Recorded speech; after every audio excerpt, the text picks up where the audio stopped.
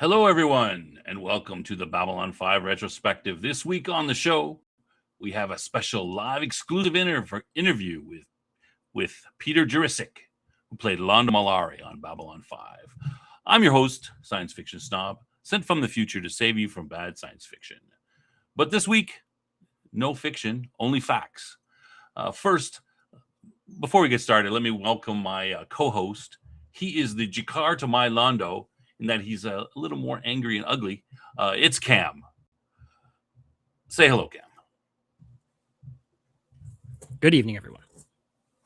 Good evening. Good evening. All right.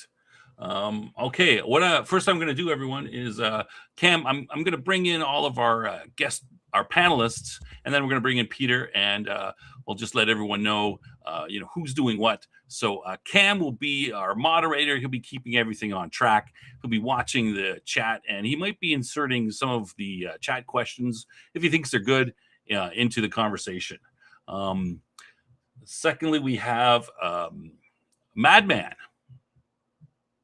Let's bring Madman in. And he is going to be, go ahead, Madman. Good evening, ladies and gentlemen. Welcome to the show. He's going to be taking care of the second part of our show, where he's going to be asking Peter a lot of questions about his time on Babylon 5. And thirdly, we have Death Angel Shadow. Hello. And he's going to be taking the last part of the show, and he's going to be asking questions that some of you have submitted before, and good ones in the chat as well, that sort of thing. All right. So before we get into anything else, let me just go over a few administration points before we bring in Peter. We have a great guest, so please be on your best behavior. I'm sure everyone will be anyway. All the channels that are simulcasting this are all monitored, so any bots are going to be banned. We're going to take care of that right away. The show is on a 30-second delay, so it'll be about 30 seconds before we see chats. So just so that you're aware, you're not going, hey, how come they're ignoring me? It takes about 30 seconds. All appropriate super chats will be shown and will be tried to be read at the appropriate time, if we can. And you must be a subscriber, at least on my channel. I believe the other ones are set this way as well, for at least 5 minutes before you're allowed to post chats. So please subscribe so that you can enjoy with enter in with the conversation with everyone else. And I'd like to thank all of our viewers who posted questions before the show, including T-Bird, Shadow and Sun, Hoot Owl, Ajurian J, Timorin Inalis, I hope I got that right, D. Pensac, Dave, Elpus Nerd, Jeanette, and Vicky. All right, now let me get on and let me introduce, the star of our show, the man best known for his portrayal of Londo Mollari on Babylon 5, but a long professional acting career of over 45 years, including parts in Tron, Hill Street Blues, and Beverly Bunce, and numerous other shows. Please, everyone, give a warm welcome to Peter Jurasik.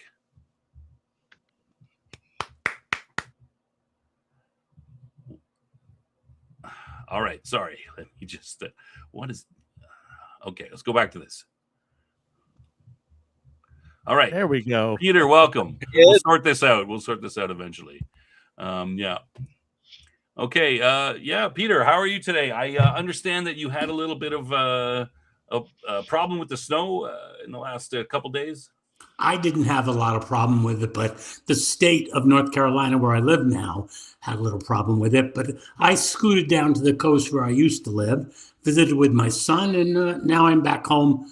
The snow has melted. The ice is gone, but it's supposed to return in 2 days. So, stock up on hot dogs, beans, and alcohol. Oh, yeah. Got to get into the toilet paper and the panic buying, all that sort of thing. Peter, normally we would have Bravari, a little bit of Spool and Hot Jala, but unfortunately the lurker that was hired to do that hasn't arrived yet. No one can do it as good as Veer used to do it anyway. I don't really like anyone else's Spool, but my attaché Veer. All right, so I'm going to ask some questions about your early career.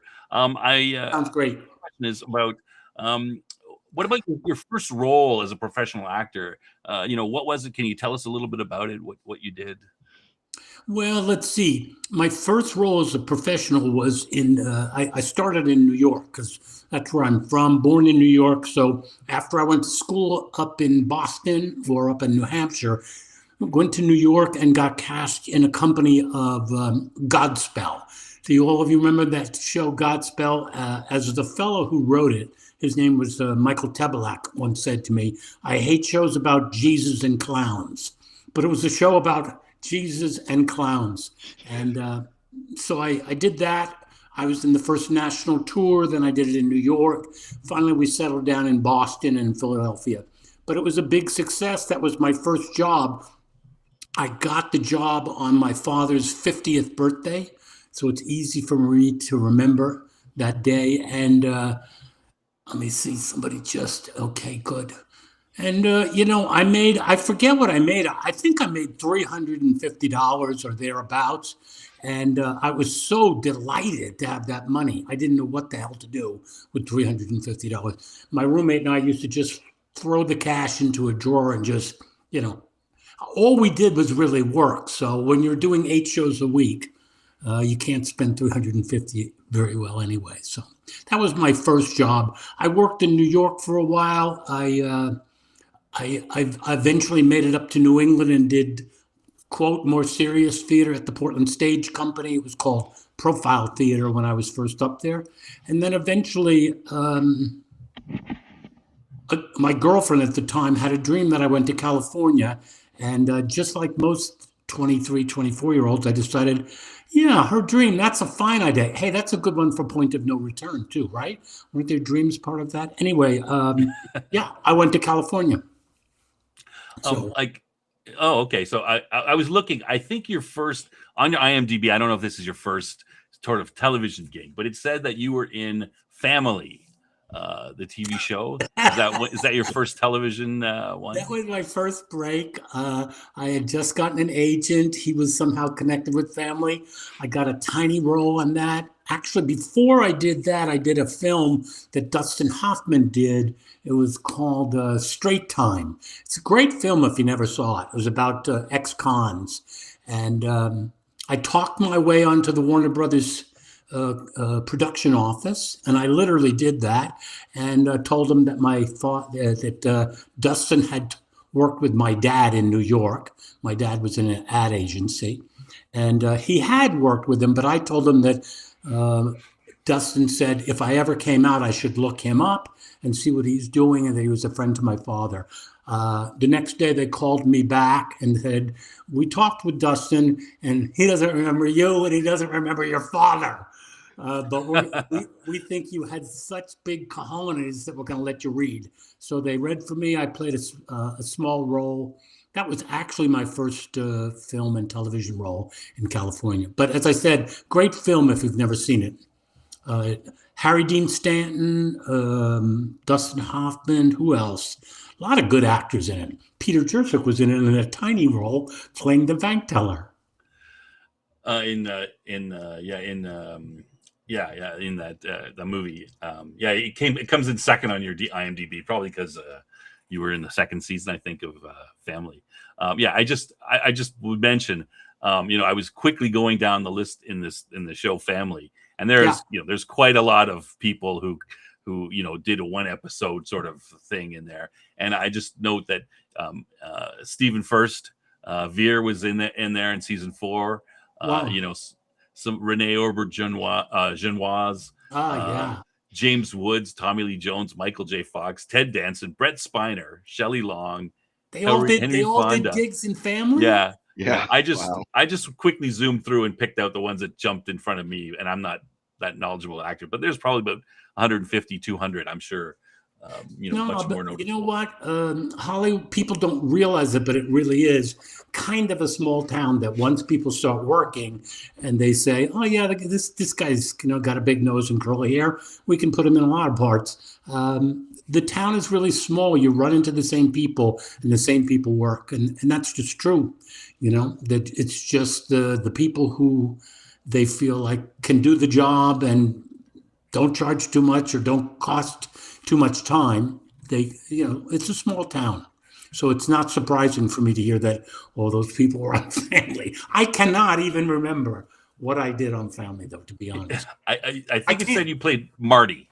I don't know Marty, I don't know what that is, Marty. but I didn't see the show. But I narrows it down. it was a little bit early for me. Cam, you had a good question you wanted to jump in. Yeah, actually, one of our regular viewers, Dave, in the chat was asking about the triple threat, theater, TV, and movies, and which one, well, maybe you could just talk about that. Which one do you had the most best memories of, or that you enjoyed the most? Cam, when I first started, I started like most actors do in theater. I had theater training and all that. And so I enjoyed doing theater, and it's always been fun. And it's a great spot for actors to learn the profession, because it's really about you and the audience. The director's gone, the writer's gone, the curtain goes up, and you're on stage with a group of people who are sitting in the dark. But I have to say that when I finally got to Los Angeles, I really liked television best, because it's so fast, and there's so much. The turnover is so quick that it entertained me the most. I mean, films, as most people know, the cliche is you sit around waiting a long time, and you really do sit around waiting a long time. That obviously raises the quality of the work. But at the same time, the actors do a lot of sitting around in your trailer, doing whatever you want to do, reading the book or what, right? And so when television came along, I really liked it. It's very fast. People, you work for a day, and then that's gone, and then you're on to the next day. And I just enjoyed that. I also enjoyed, I worked with people on Hill Street Blues, David Milch, who did Deadwood and a couple of other shows. And he was, he loved to write right on the set. He'd come down and just hand you new pages while you were doing it. And, that's really enjoyable. It's fun. It's a little bit scary. I was really good in those days. I'm 75 years old now, God help me. But when I was 25, I could remember lines like that, and so I enjoyed it. So I like TV a lot. It's fast, and it turns over fast. That's what I like about it. Cool. Okay. Okay. So this question's got a little bit of a long of a preamble. Or sorry for that. So I just sort of mentioned. I'll talk about anything. I'm here for you. The old joke is the first date with the actor. You go out with the actor, and he spends the first hour on the first day talking about himself, and then finally he says, "Oh, gee, I'm talking about myself too much. Let's not talk about me anymore. Let's talk about my work." So that's the way I am. So I've got a little bit of couldn't be happier to talk about my problem. work or whatever, So. I have a little bit of preamble to this, just because I kind of want people to know all the some of the shows that you worked on in your Sure. 46 plus years, like know some of the notable ones. I didn't list them all, but Barney Miller, The White Shadow, MASH, Taxi, Family Ties, Fame, Night Court, MacGyver, Remington Steele, Scarecrow, Mrs. King, Growing Pains, Matlock, and then LA Law, Third Rock from the Sun, Sliders, NYPD Blue, Dawson's Creek, and of course Hill Street Blues and Beverly Hills Bunts, Bay City Blues. My question was going to be, it seems like you've done a fair amount of police dramas. What are your thoughts about the acting challenges on those type of shows versus something like Babylon 5, the science fiction show? And probably Hill Street Blues would kind of be the Cam, you know what? The answer to that, as a preamble, I'll say this. When you first get there and you're waiting to get into, do some work, I started in a comedy group called the Village Idiots, and we were down at the Comedy Store on Sunset and out in where UCLA is.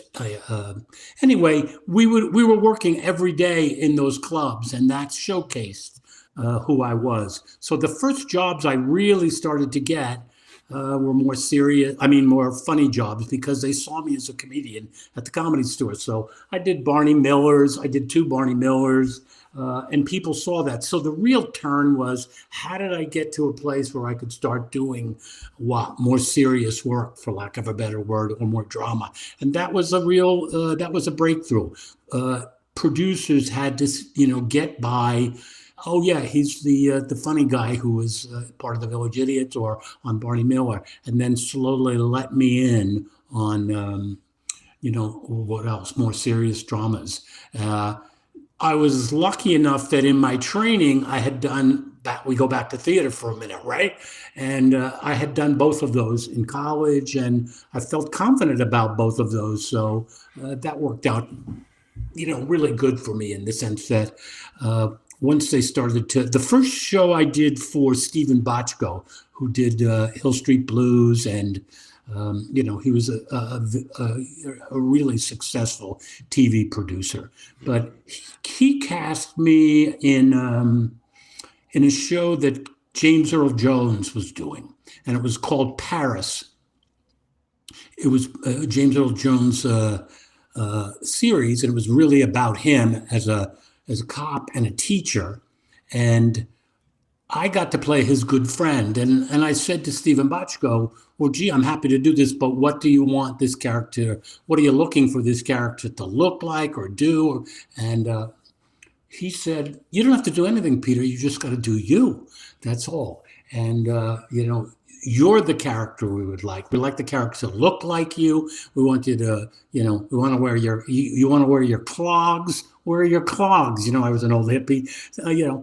It's about you. And that was a great lesson to me as a young actor about TV drama in Hollywood, which is they're looking for honesty. They're looking for you to open up who you are and to understand the script, but they don't need a lot of character. Of course, by the time I got old, I was yearning to do character again. So Hill Street Blues was, a really interesting character, slimy little snitch that he was. Yeah. Rondo, obviously, a pretty interesting character. But very often you're just learning, Cam, to do who you are and funnel it into the work and see where it matches up to who you are. Is that what the question was about? I don't remember. Was the question? Sure. Yeah, no. Was it about Greenland? I'm sorry. Let me follow that up with a little. So you did a lot of comedy. I wasn't aware of that. You did a lot of comedy, and do you prefer comedy or drama? What your thoughts about those two? No, I don't prefer either. I prefer, especially when I was young. Well, I was just delighted that I was working, which was great. A lot of actors feel that way. And what you get addicted to is good writing. So when I did Barney Miller, that was written really for what it was. It was very well written, and I played I did 2 different episodes, and one guy was a guy who went crazy. Muzak and elevators drove him nuts. So I played sort of an urban maniac. I'm a little bit of an urban maniac. So that worked fine. And the other character was a guy who had destroyed a sperm bank where he and his wife had deposited his sperm, but it thawed out, and he was another urban maniac. And so, that's pretty good stuff for comedy. You know what I mean? It was pretty well written and pretty well put together. All of those actors were really great teachers to me. They were happy to have me on once they realized that I was relatively new to the television business. Everybody, including all of the actors, really, the regulars, said, there's your camera over there, there's your light over there, this is how you do it. Really easy people to work with, make you feel relaxed. So that I love. So the answer to the question really is, if it was written well, I enjoyed it. If it wasn't written well, I probably didn't do a very good job in it, and you don't want to watch it again. Yeah, there's Babylon 5 was written well. So. Oh yeah, excellent writing. We talk about that all the time. And it's, I'm a big believer in good writing as well. I'm always, if the writing's good, that's the first step, and then everything else sort of comes after. But yeah, that's really, it's the truth. If it ain't on the page, it ain't on the stage, as they say. So Cam is yelling in my ear, and he's saying that this is a good question here from Mac Thompson in the chat. He says, Scarecrow and Tron, did you pull to get Bruce on Babylon 5, or was that just independent of your working with him prior to? Well, first of all, of course, I had no pull in terms of casting at all. They rarely asked the actors who we would want, but I had worked with Bruce on Tron first, and then on his show, Scarecrow and Mrs. King. We both were just about the same age. He was born in May, and I was April of 1950. We both got to Hollywood at about the same time, so we knew each other and ran into each other occasionally. But once we did Tron together, we actually realized, oh, you're my friend. Oh, yeah, now I know you. So when he got cast in Babylon 5 as Michael O'Hara's replacement, I couldn't have been happier. He's a great guy. I will run down if anyone wants me to. The people who are in that cast or in Tron and tell you what kind of people they are. But Bruce is a great guy. If you get a chance to see him in, a con or face-to-face, you'll like him a lot. He's for someone as good looking and who has to play, as they say, the top of the call sheet. And he's, the star of a lot of work when he first started. He's doing more good supporting work now. But, he's a very elegant guy, very relaxed. He's just a good guy. And so I couldn't have been happier that he got cast in Babylon 5. But no, the answer to your question is nobody asked me shit. Well, I won't ask you about Babylon 5 characters, because then Al will kill me when it comes to his spy. He's got all his questions there, but we're going to get to that very, very soon. Good. As I said, I'm delighted to do this with you guys, and so I'm happy. The questions are great. All right. Before we do that, I've got a minute and 30-second video of some clips of you and some of your bigger non-Babylon 5 stuff. So I thought we would just sort of play that, and I don't know, maybe you want to comment on some of the scenes or montage time. A little bit of a montage. This is the only one. Comment afterwards. Yes. Yeah. Just afterwards we can. It's only a montage. Show.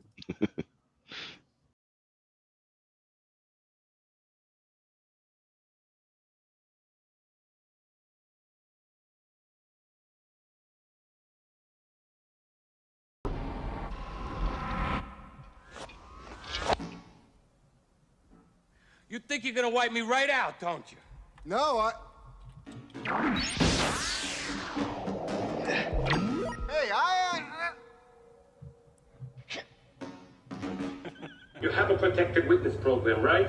We hear about it all over Russia. Propaganda. Look, the SWAT goes down in 1 hour. Will you floor this thing, Amanda? According to the section of the agency manual on offensive driving, short bursts of speed will do very little to increase one's top-end average. What? You're sensible.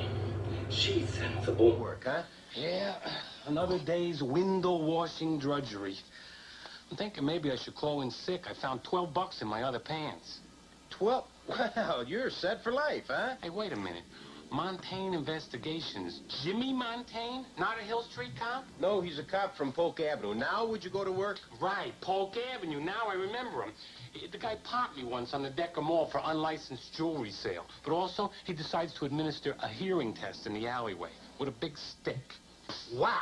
Ahoy, mateys! Grab your family and join me, Long John Silver, for an adventure to Treasure Island. We set sail March 27 here at Thalian Hall. It's one weekend only.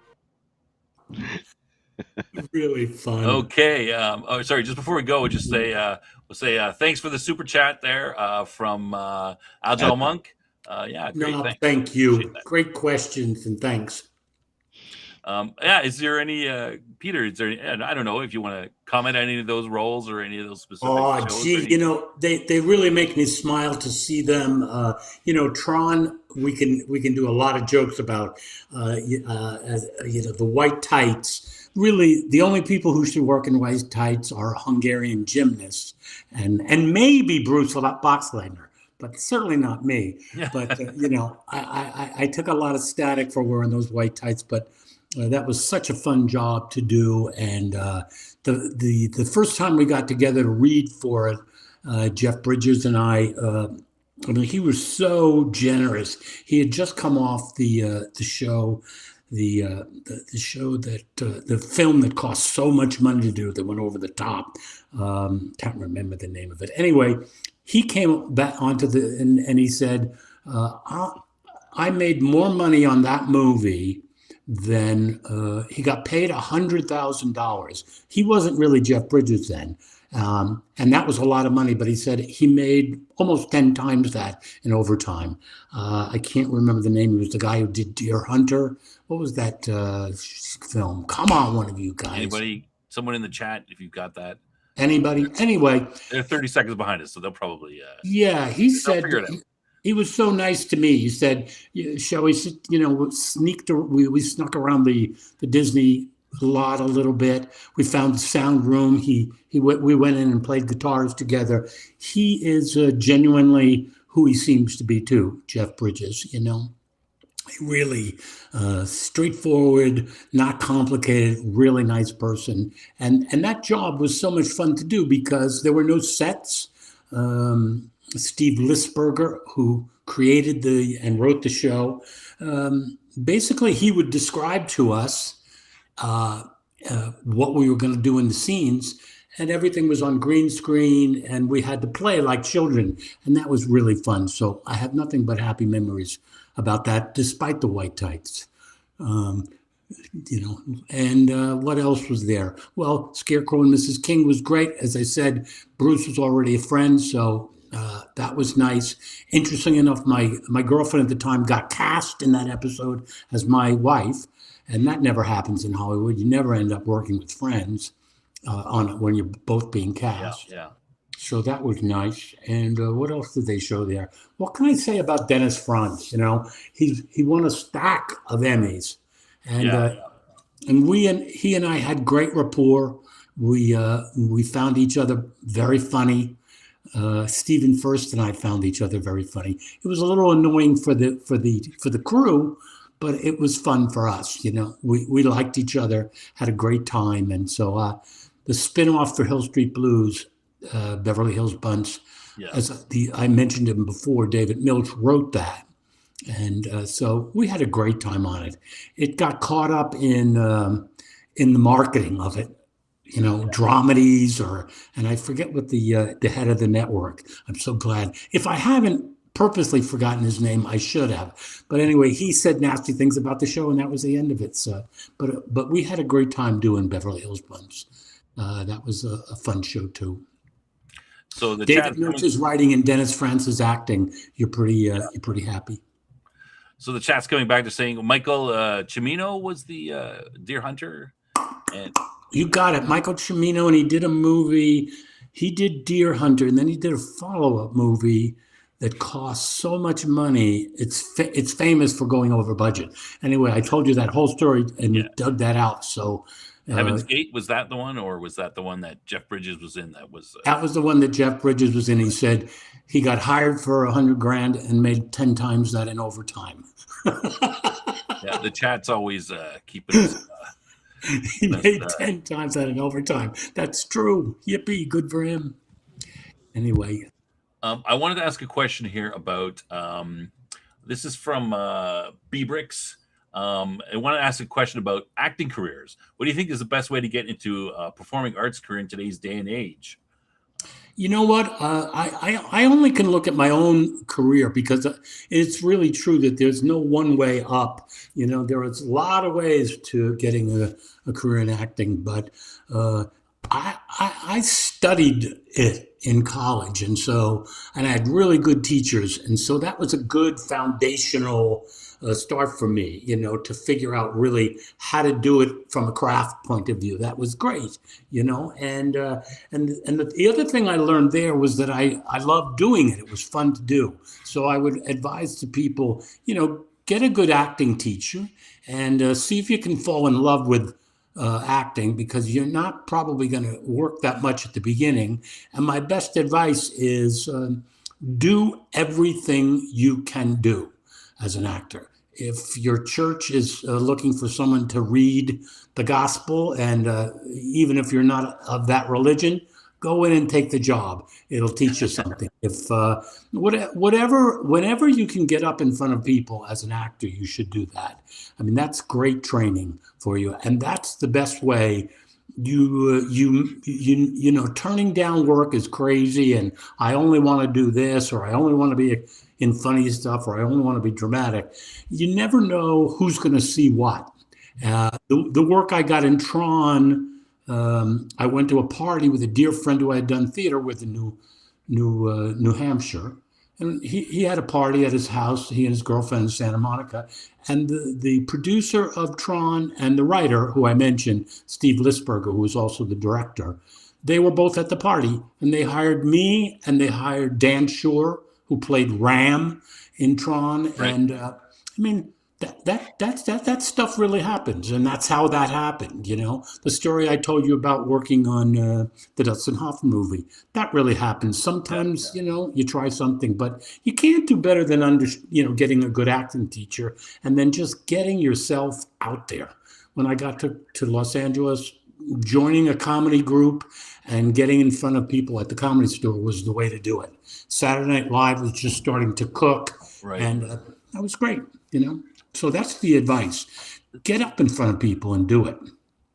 So that Tron, the Tron one, did you? Did they just hire you on the spot, or did they say, "Hey, come in and read for us"? I don't remember that we actually did a reading. As I said, the fellow Jerry Burns, whose house the party was at, I had done theater with in New Hampshire, so he just invited me to the party. Those two guys were there. It wasn't a big deal movie. I mean, the big deal in it was Jeff Bridges. That includes Bruce was not a star. Nobody else was. And I think they just hired me, Dan Shore, who played Ram, and Jerry Burns, the guy whose house it was at. He played one of the guards. So, I mean, they were looking for people to jump on board, and it happened just by luck, you know? Okay. Cam is yelling at me again.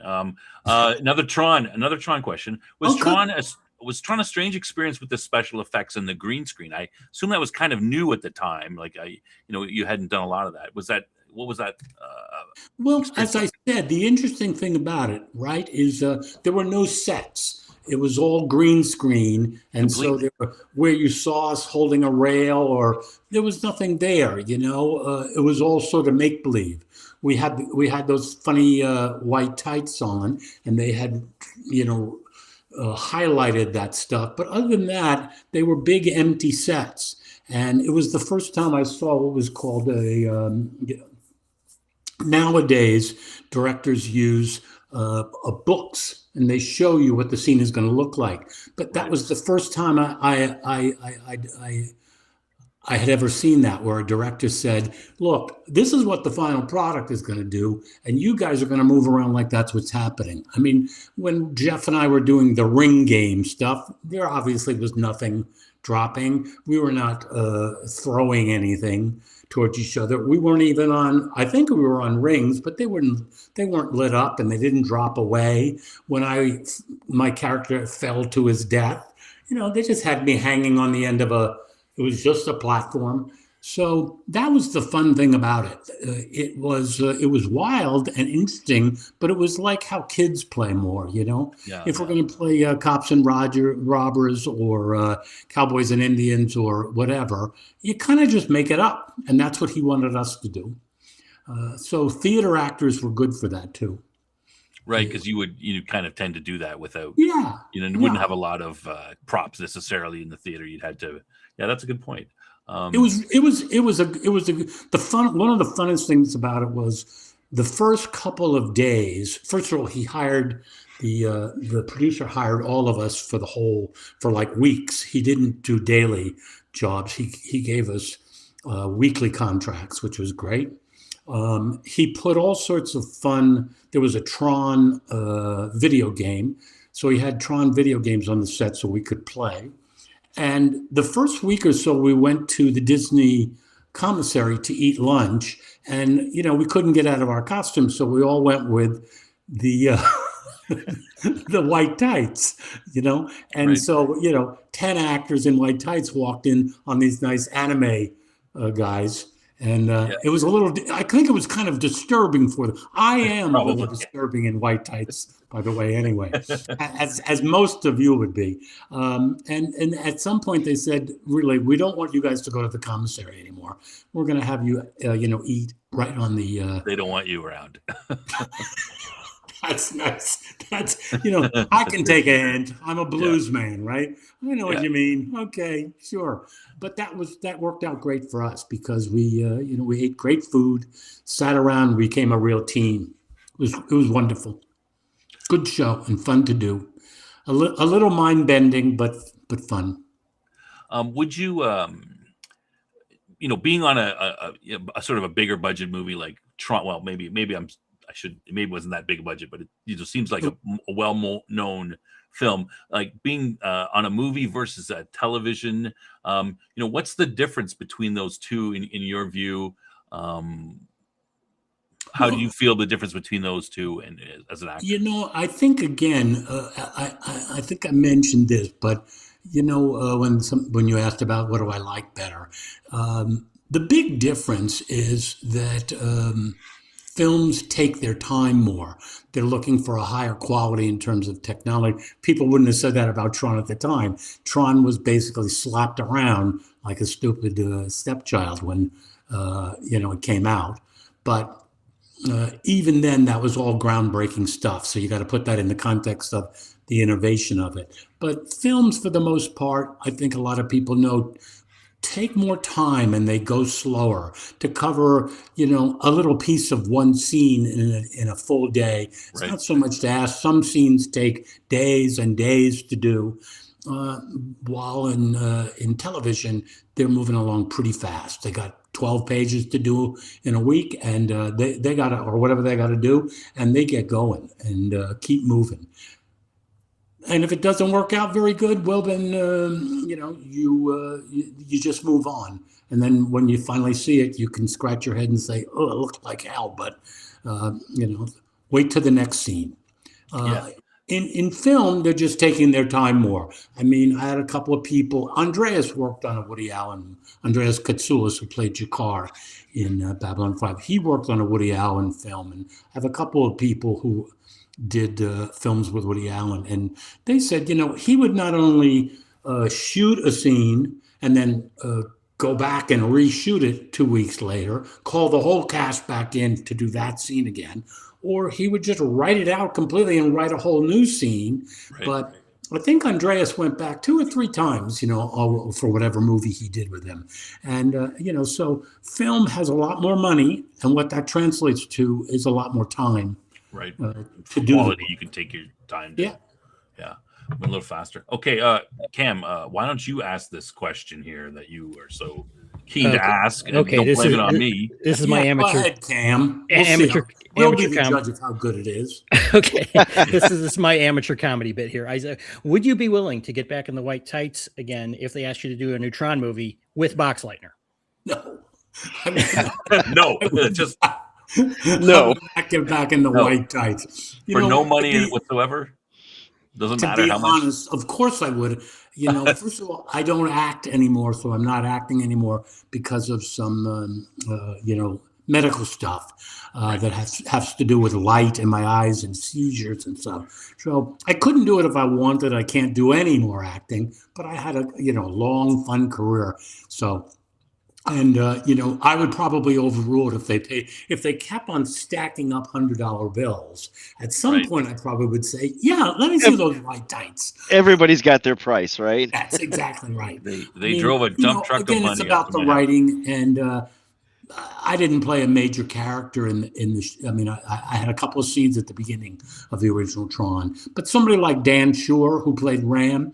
I don't remember if he was killed. No, it'd be fun for him maybe to go back. I think Bruce has had a good time going back to it. So, it's amazing that the studios don't really have I mean, if they separate themselves from the original creators, they don't have the best sense about what the next spinoff should be like, or Right.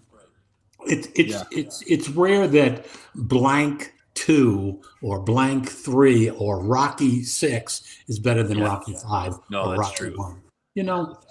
That's just the studios and how they market it. So they don't really take into account what do the fans want, what does the audience who loved it want, So They don't like it's taking about risks. the almighty dollar, right? Right. Yeah. Right. Okay, this one's not more about Tron, but would you be interested?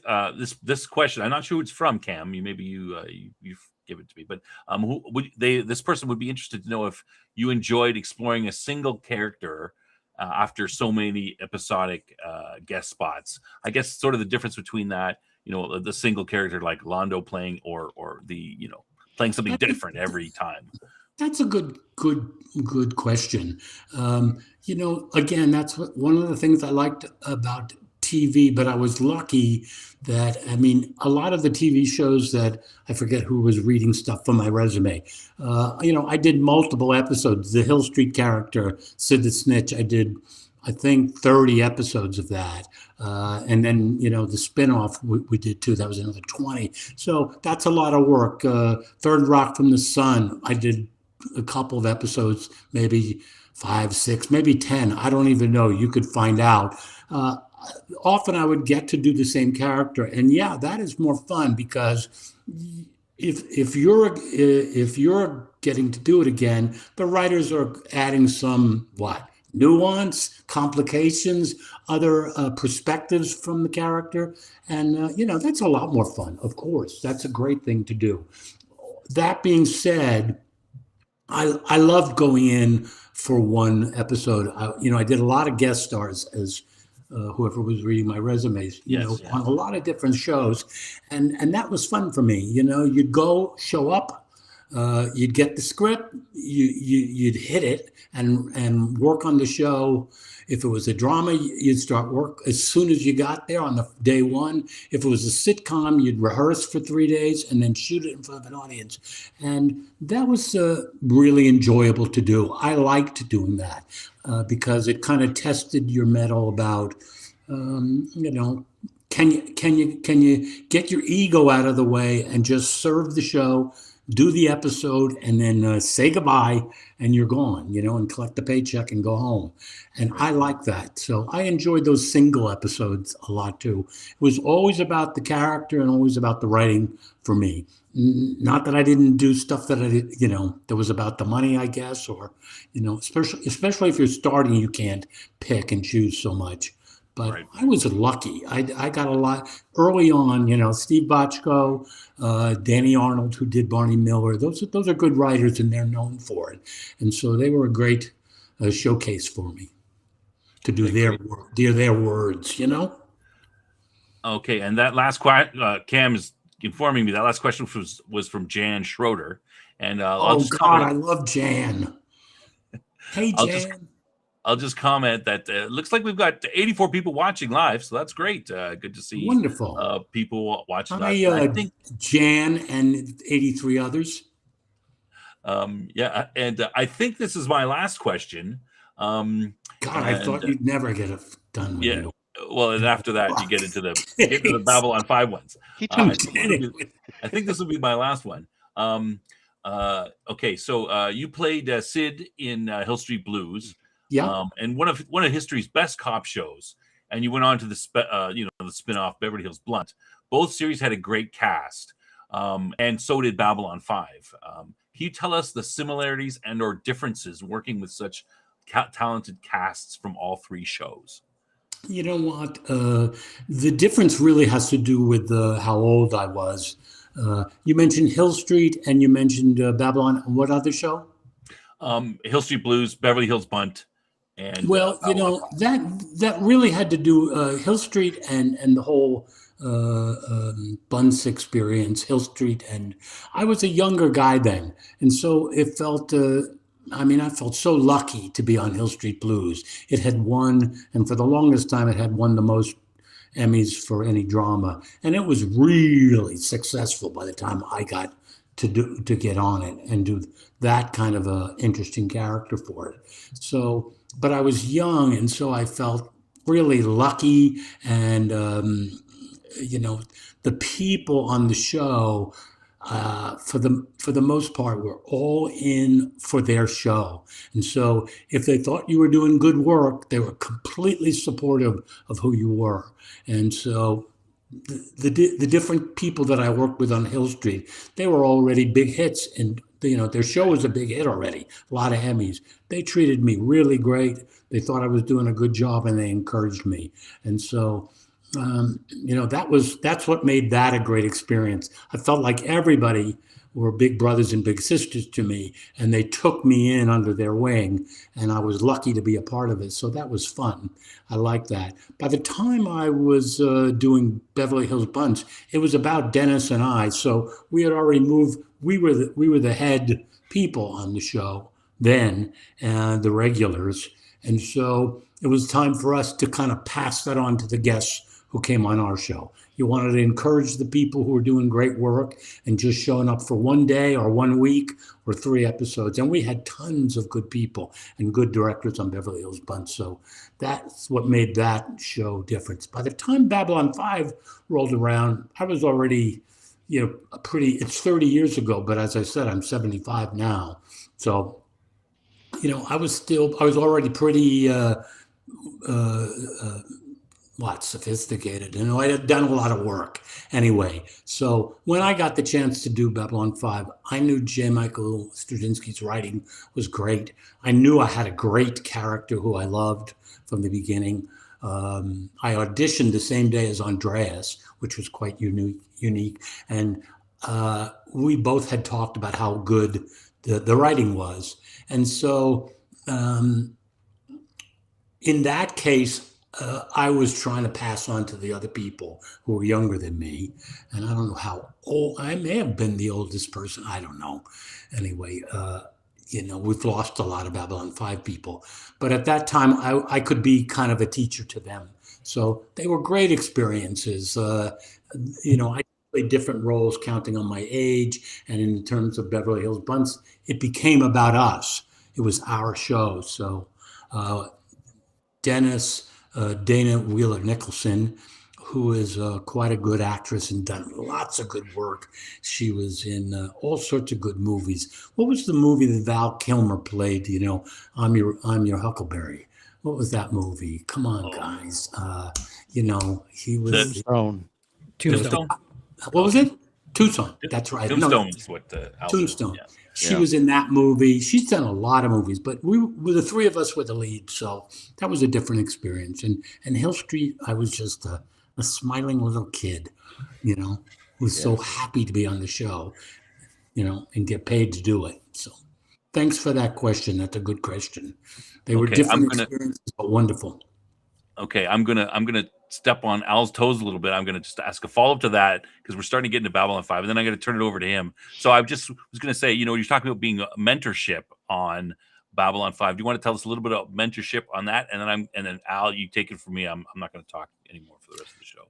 So in terms of being a mentorship, well, for instance, just a lot of friends. By then, a lot of people who I knew in town were guests on the show, especially people that got cast as Centauris would show up, and the next thing they know, they had this ridiculous hair on, and felt like, oh my God, I have to go and act in this. And so it was part of my job as a regular to let them know the work is going to be the work. We're going to do the best we can with it. And I was good at encouraging that. And while not being ridiculously serious about the work, I tried to refer them back to all the good writing and all that. So that's the kind of mentor I was. For the other people in the cast, you don't know what you're doing. You teach by example, there. How you got your head squared up in terms of how big a shit I am on that show or not, and that we're all here to work. You couldn't have got better people than John Copeland to produce it, and the other producer's name has gone out of my head, but and JMS, those people were great.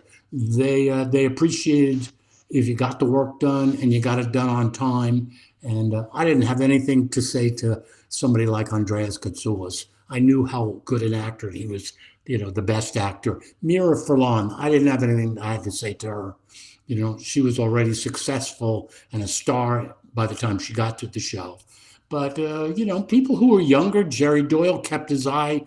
When we did scenes together, he was always open to hear what I thought about it. I tried to be open to him. I wasn't, I wasn't in a mentor role, but I tried to teach by good example, Does that sound hokey, or is that a good answer? That sounds fantastic. I have to also first start off, since I'm starting off here. Peter, I wanted to thank you for coming on the show. I mean, I went out and got my shirt out, my Babylon 5 shirt there on this, have you on the face, because you have been one of my favorite.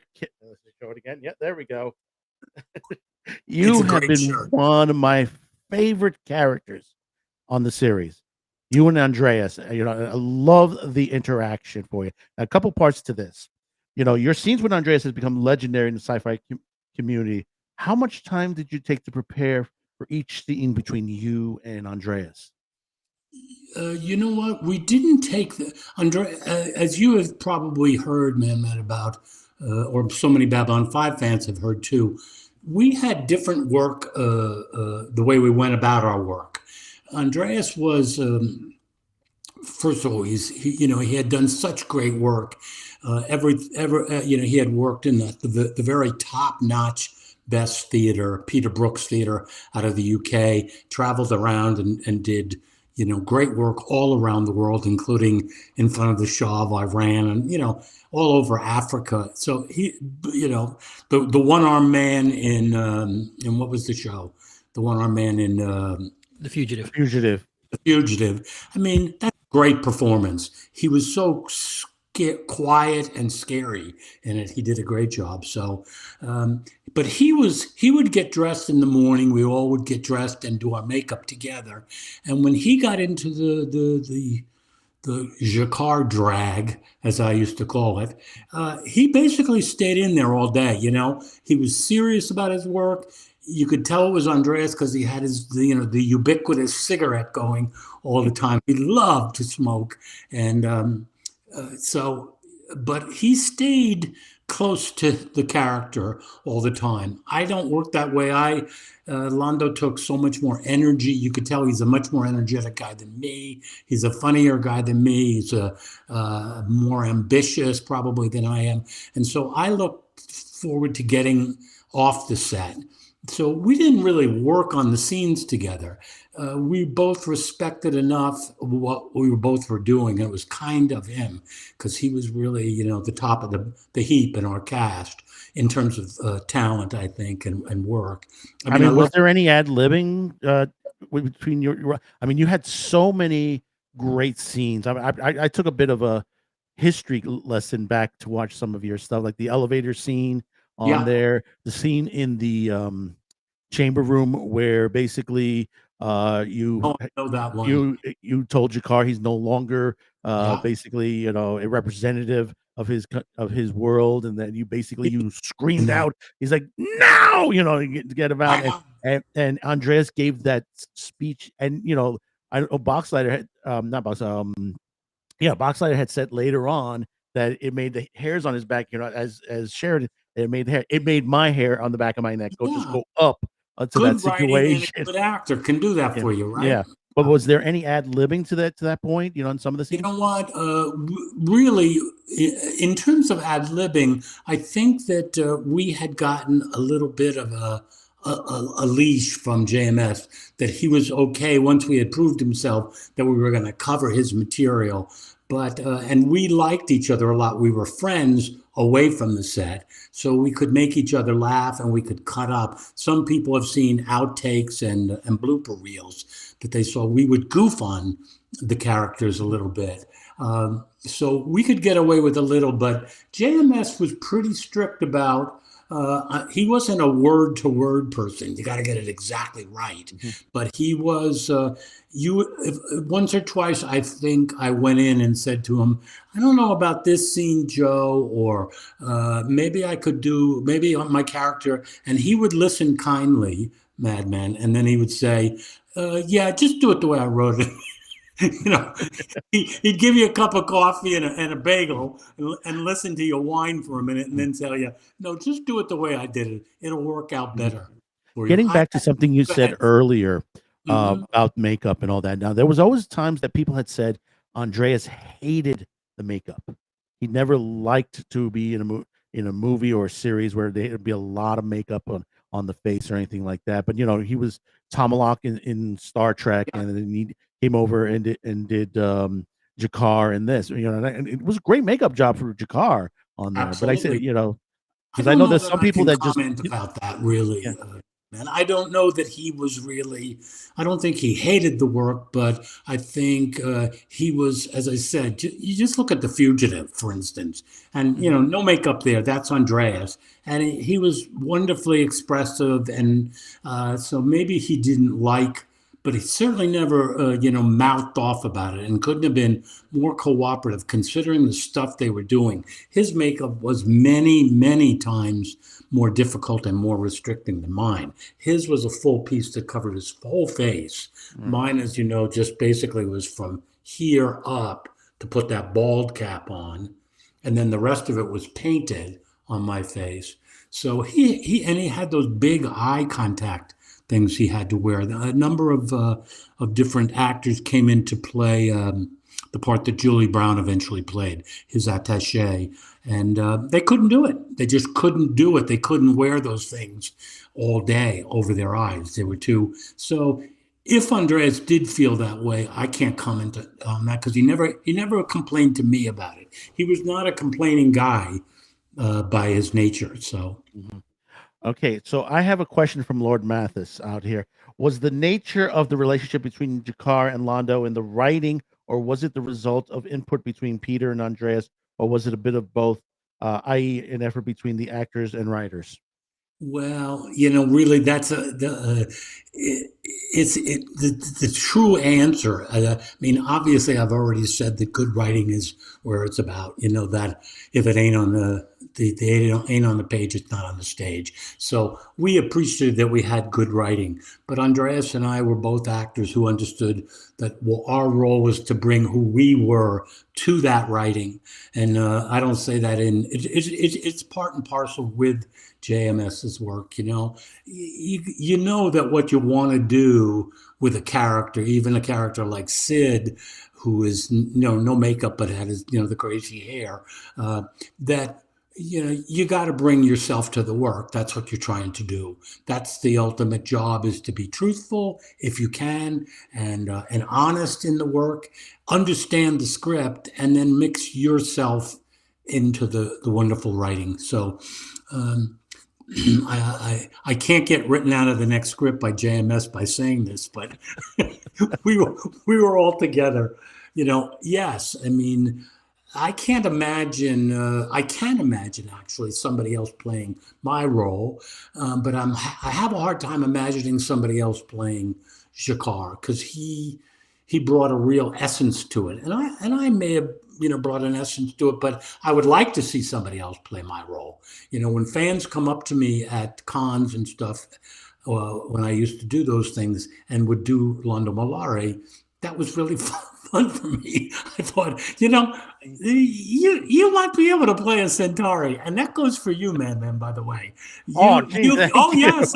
Oh, really? I think I could be just like you. Yes.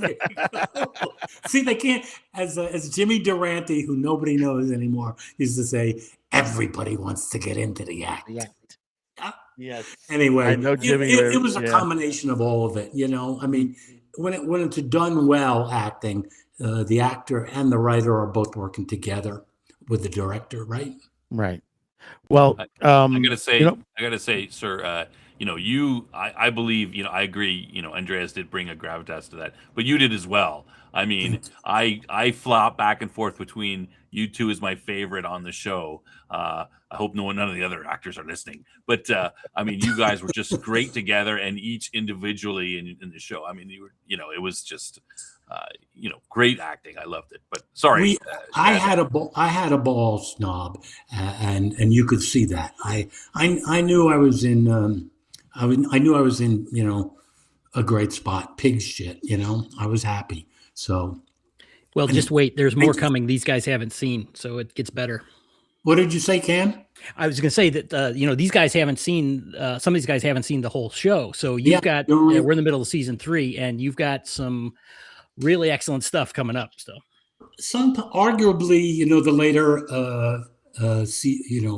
episodes are some of the best.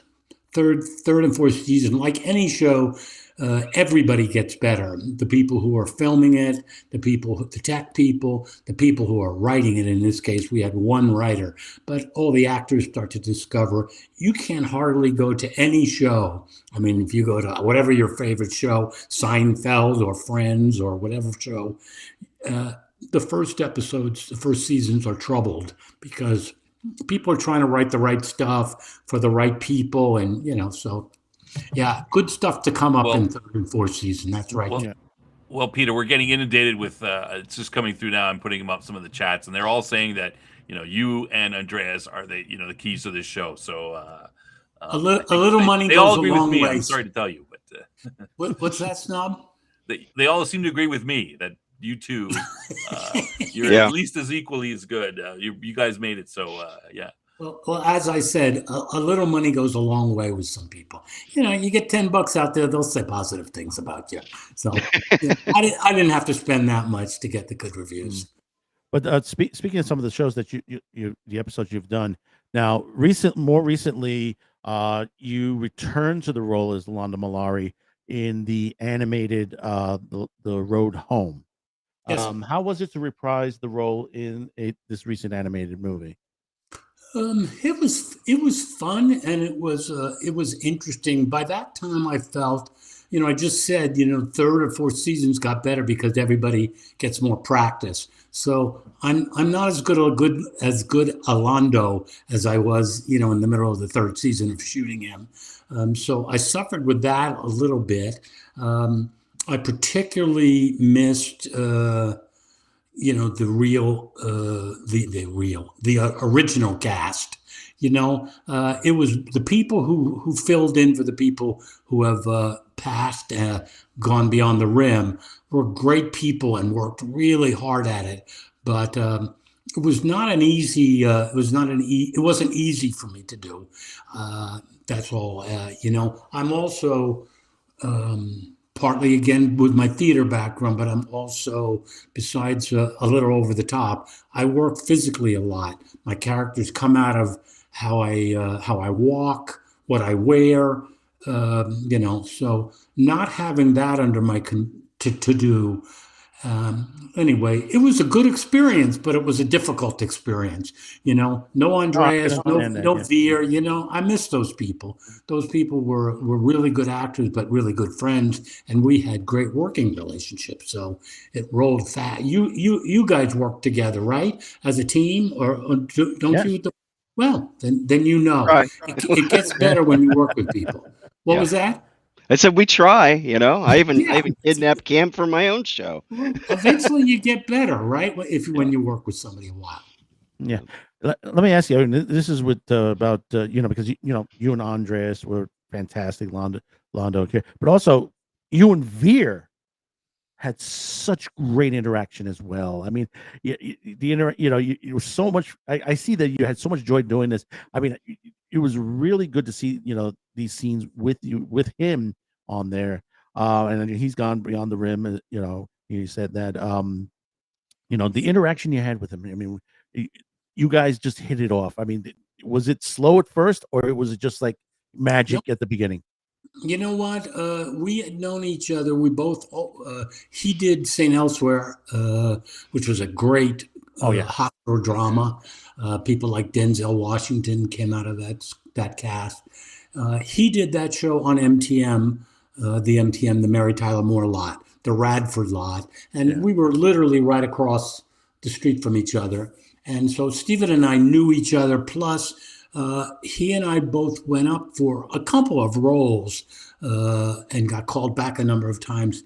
I forget, there was a movie with Michael Keaton and Christopher Lloyd, and I guess they were called the Dream Team, maybe, or not. Anyway, I mean, he and I went up on stuff together, so we knew each other as auditioning actors, and he was funny as can be. He called himself a curmudgeon, Stephen did, but he wasn't really a curmudgeon. He liked droll and dark humor, but he could make you laugh, and we had such a good time together.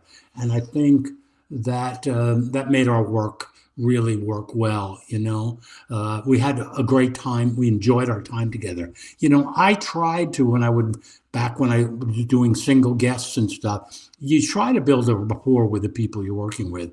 Stephen, I didn't have to build a rapport with. He's so funny that he would crack me up, and we were like, two good buddies or two good schoolgirls, giggling all the time. He was an easy person those were easy days. Oh yeah, because I remember him for Animal House. I mean, he was great in Animal House. I know, right? Funny. He was really funny.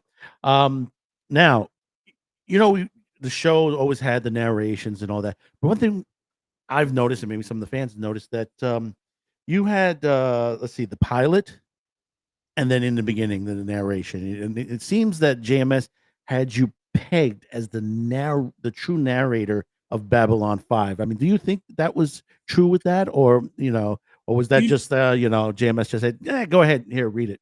The person to ask that question to, and so many of these questions, that's the person you want to get on your show. You can't get Andreas, you can't get me or Stephen, but you could get JMS if you were lucky, and he would be the person who could answer that. He told us we could look at the Bible and we could get an overview of the story if we wanted, but that doesn't mean we were going to understand it. And he had built it so he had trapdoors and stuff like that.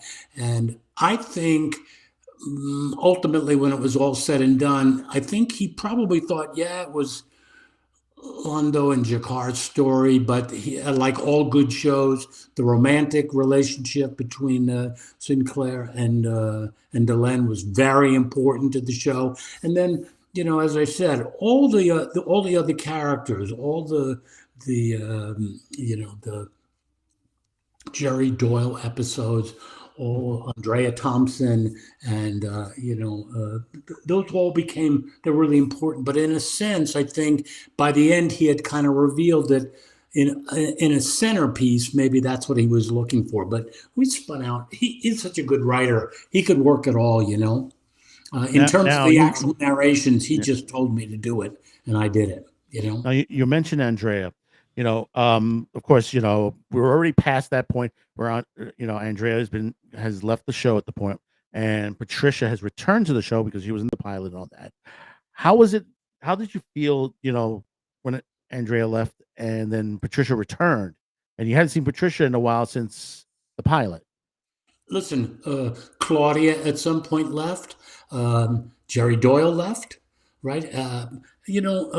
Those are part of ensemble shows. The people on Cheers lost their original bartender guy and Woody Harrelson replaced them. Stuff like that, that's built into a long-term series. And people from Hill Street Blues passed on and they replaced them. That's part of rolling with the punches, and sticking. My wife used to say to me all the time when I thought of myself as too important, she'd say, "Peter, if you drop dead tomorrow, they'd have somebody else in the Londo bar so fast. You couldn't believe it." And she's right. It rolls on. My wife and I were reading Robert Frost stuff this morning because we got our snow and all that. So he's a wonderful New England poet, if you guys don't know him, but and one of the lines he said, his opinion about life is that he sums up life in 3 words: life goes on. And I can see that life goes on, and that's what happened when Andrea had to leave and when Claudia had to leave, and all of them would admit, if they weren't getting treated fairly or if they weren't making enough money, they had every right to walk and to leave, and should. I would encourage the same thing for me or Andreas or anybody. You got to be happy in your work. So if you're not happy anymore, in terms of doing the work with him, I must admit I've always had a crush on Andrea Thompson. So even though she became so evil, it all the more enraptures me, that she became so evil. That's the but then it's, in a way, Bester kind of married to Jerry Doyle. But Bester kind of slipped and said, we kind of did some bad things there. That's right. Yes. They kind of closed their character out to not to come back, I guess, at that point. As I said, it all the more enraptures me. The worse you are, the more I like you. As Londo. He hung out with the shadows and Mr. Morton often. Yes, he did. This is going to be out of the ballpark on here. From all the costume changes from the pilot straight through to season 5, even though you were stunning in purple, did you have a favorite costume for Londo Mollari? I really, it's difficult for me to admit this because I have such a big ego about myself. But at some point I stopped watching.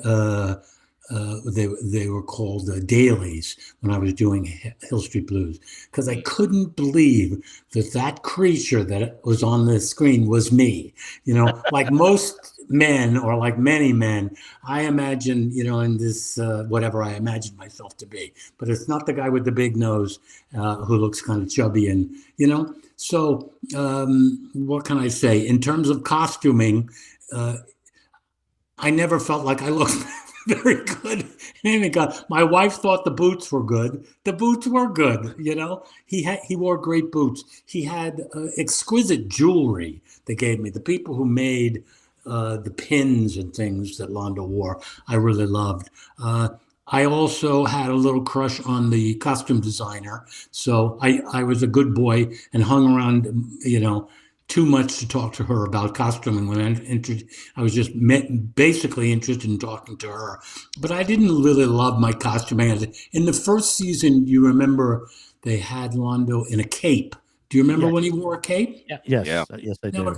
Cape is a big pain in the ass to deal with, as you know. I mean, it's all over you, and at some point I did say, maybe she said to me, we're going to let the cape go, because they could see I was struggling with that.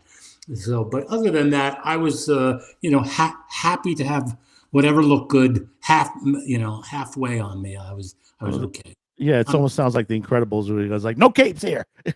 Exactly.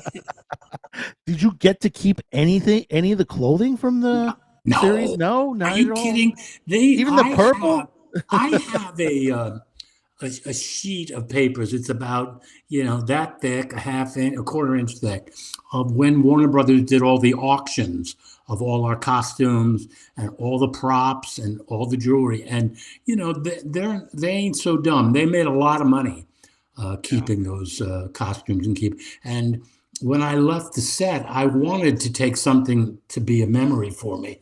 Let's see if it's around here. Yeah, I have it right up here. Hold on.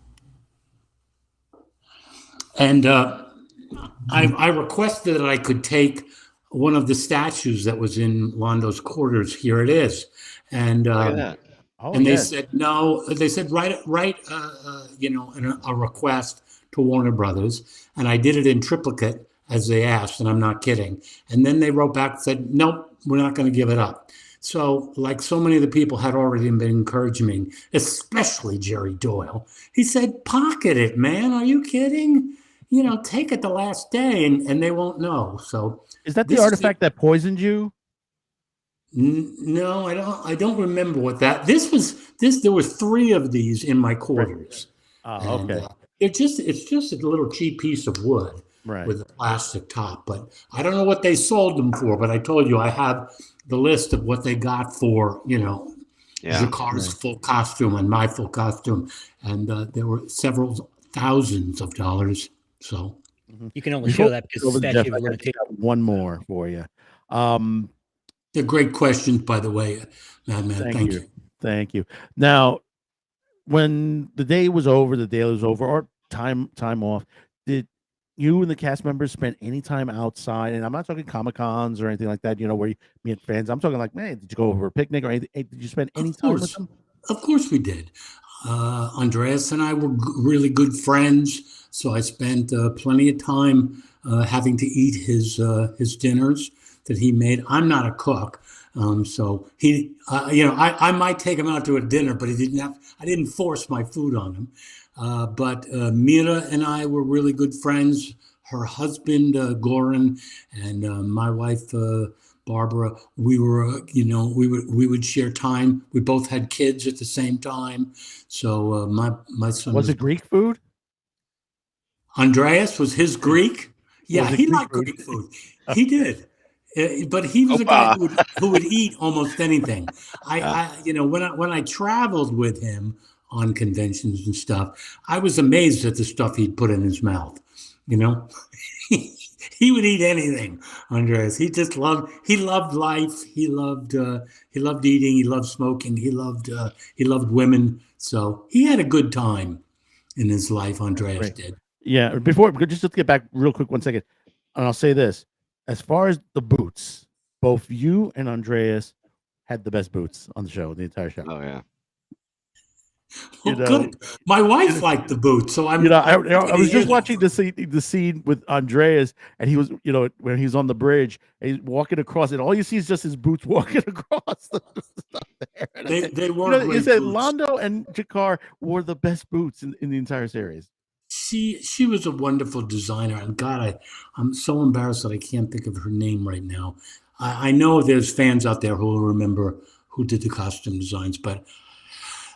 As I said, I'm 75. I'm not remembering things as much as I do. It was a long time ago. But you're doing great. I mean, it's like 30 plus years on there.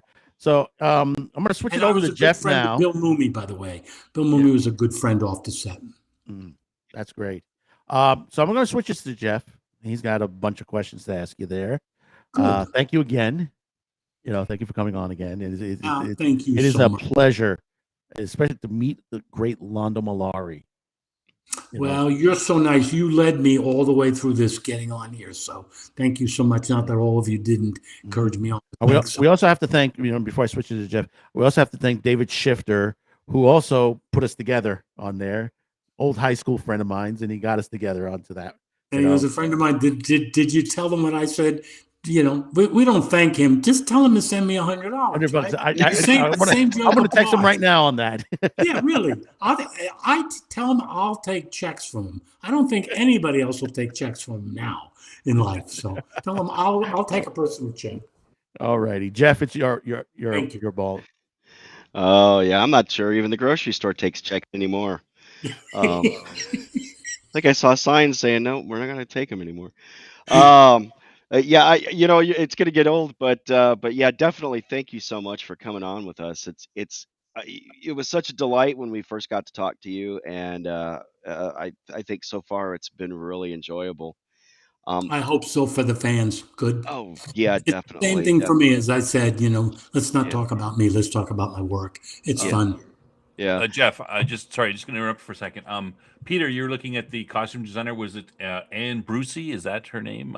Yes, Anne Bruce. Okay. Yes, Yeah, I blush to remember. Yes, you got it. Thank you for that.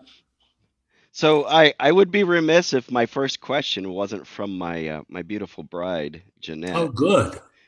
She says, "How many times did you have to read for the part, or were you actually sought out by JMS?" I had a really interesting casting. Mary J. Jo Slater, who cast it, I had worked with her before, and she had cast me in a couple of other TV movies, I think, and some other things.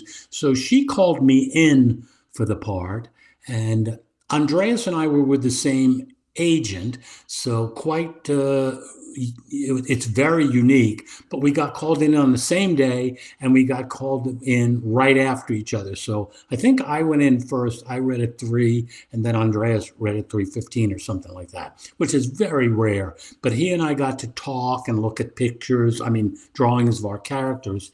And then I got a job that I had to go to in New York. So I left the next day or the day after that. And when they had callbacks, they called my agent and said, yeah, we would like to have Peter come back and read. And you know what Peter said? I'm in New York. I can't read, take me or leave me. It was quite fortuitous for me. Andreas went back, I think, but I didn't even have to do a callback, and they cast me. I don't know. I don't think they didn't regret it. Maybe when I first did the pilot, they may have, but I don't know. I was lucky enough that I just had one audition, and I couldn't make the callbacks. So, okay, that's really lucky, Yeah, because you're like, I'm sorry, I'm in New York. I'm on the other end of the country. If you want me, I'm available. Make an offer. Yeah. One of our regular guest panelists, Outpost Nerd, had a question. He said Babylon 5 had some amazing guest stars, and one major, I mean, you guys have a ton of them. One of the major guest stars was Majel Barrett Roddenberry. What was it like playing opposite to one of the first ladies of science fiction and some of the other guest stars in the show? That's Point of No Return, which is the episode they're looking at, I think, now. But anyway, it was really, am I wrong about that? Maybe. I think it is. You could ask Hal. But anyway, it was a little intimidating. That's all I can say. I mean, you have to have... First of all, she's older than I am. She was a woman, so I had great respect for her just on that note. The usual dirty jokes between Veer and I were not going around that day. But, the Roddenberry name meant something to me, and it means something to anybody.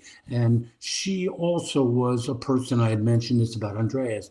She was quite serious about the work. Yeah.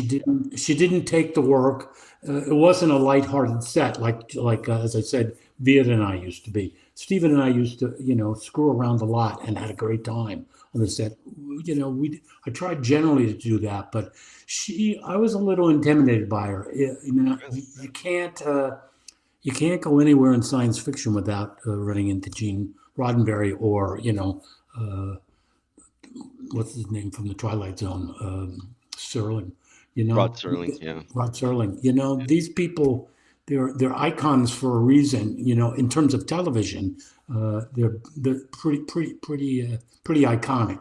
So, I was serious about it. I don't know that I did it as well as I could have in those scenes, but I was a little intimidated. What can I say? It was nice to work with her, and I wanted to be respectful. The stupid kind of jokes that go between Star Trek and Babylon 5 and the other shows are just that. They're stupid arguments. Each show is so singularly its own. You can't really compare it to talk about apples and oranges, right? I mean, they're not the same at all. But I did have respect for her and for the last name. So yeah. It was a little intimidating. Yeah. I bet it would be. I mean, the few times I met Shatner and Nimoy's son directed, but Leonard Nimoy was really you kind of shake your head and say, okay, I know who you guys are. I know where you really stand in terms of television sci-fi. The hierarchy of the exactly blue bloods, if you will. Yeah. Dave, speaking about you and Veer, right? Londo and Veer. Dave, one of our regular viewers, he said, "What memories do you have of the fantastic, albeit brief scene?" And you know where I'm going with this. When Londo and Veer singing the opera aria in the hallway near the elevator. You know what? You can see we had a ball with that. Yes. But, and I don't think Stephen looking down, if he's either bothering to look down at all, but I was a lot more intimidated by the singing than I was.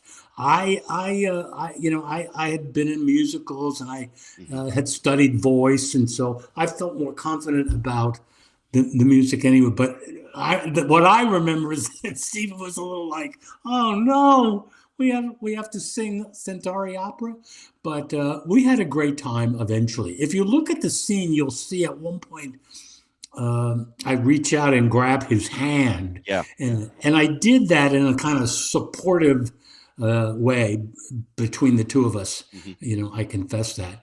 But that was such a good time. I mean, what a fun scene. And then the guy who comes in afterwards, wonderful actor, I think he's passed now.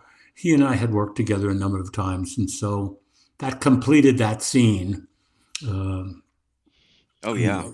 Yeah, he was Londo's best friend, right? And yeah, became a yeah, we should look up his name. Demise. Yeah, I'm sure Al is already on it, or Snob. You have no excuse. I have an excuse because I'm 75, but you have no excuse. I have a whole list. Fill it in for you really fast.